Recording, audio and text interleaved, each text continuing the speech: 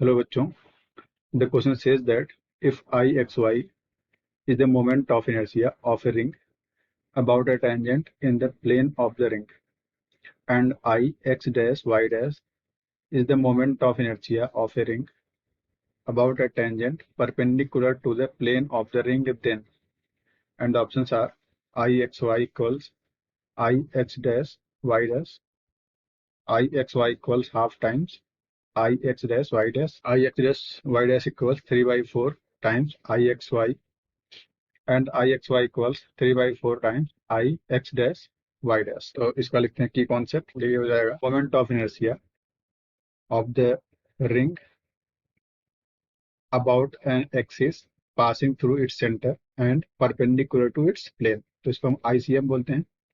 ये होता है एम आर स्क्वायर। ठीक, अगर इस वैसे एक रिंग मान लें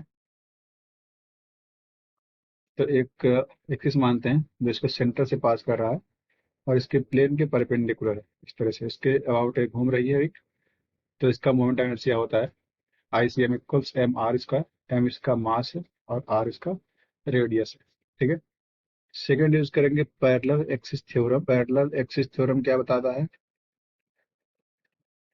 ये बताता है कि कोई भी एक्सिस जो सेंटर ऑफ मास से पास होने वाले एक्सिस के पैरेलल है तो उसके अबाउट बॉडी का मोमेंट ऑफ इनर्शिया होता है I equals I C M plus M D square. यहाँ पे डी जो है सेंटर ऑफ मास से पास होने वाले एक्सिस और उस पर्टिकुलर पैरेलल एक्सिस के बीच का डिस्टेंस है, तो I equals I C M plus M D square.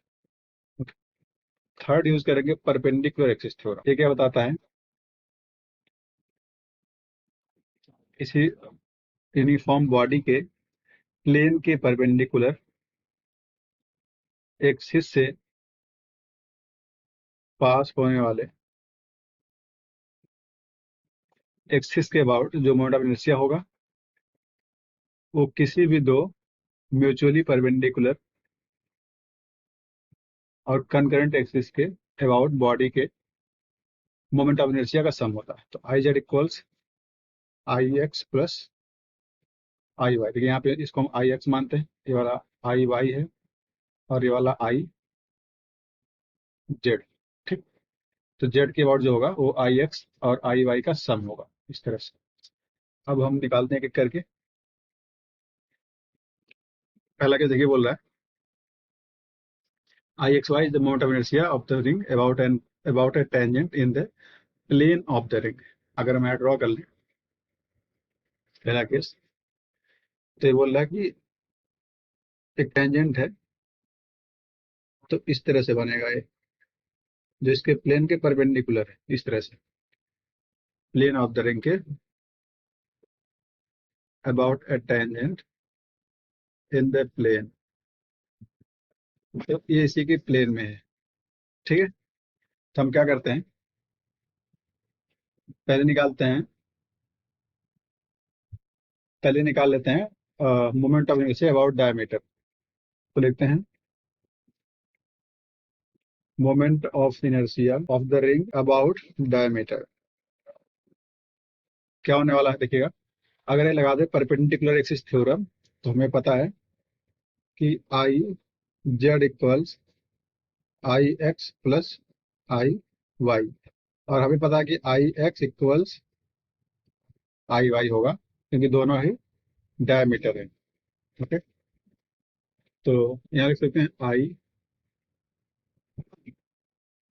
Diameter two times होगा क्योंकि आई एक्स आई वाई दोनों डायमीटर है, इक्वल्स आई सी एम जो भी हमने निकाला हो तुरंत ही। तो आई डायमीटर क्या बन जाएगा, आई सी एम कितना है, आई सी एम लिखा है एम आर स्क्वायर, तो I C M upon M R square upon two हो गया। ये हो गया डायमीटर के अबाउट। अब निकालना है टेंजेंट के अबाउट। देखिएगा अभी क्या केस बन गया है, ये रहा एक डायमीटर के अबाउट और ये रहा एक टेंजेंट। दोनों ही प्लेन में है। और ये गैप कितना बन जाएगा? ये गैप बन जाएगा आर। ठीक है, ये हमें पता है। आई, इसको आई डायमीटर बोल देते हैं। और इसको कुछ, इसको दिया है आपको, ये आपको आई एक्स वाई दिया है, तो आई एक्स वाई है। तो लिखते हैं now using parallel axis theorem. ये बन जाएगा I X Y equals M R square by 2 plus M R square. तो आई एक्स वाई आ रहा सीधे सीधे 3/2 एम आर स्क्वायर,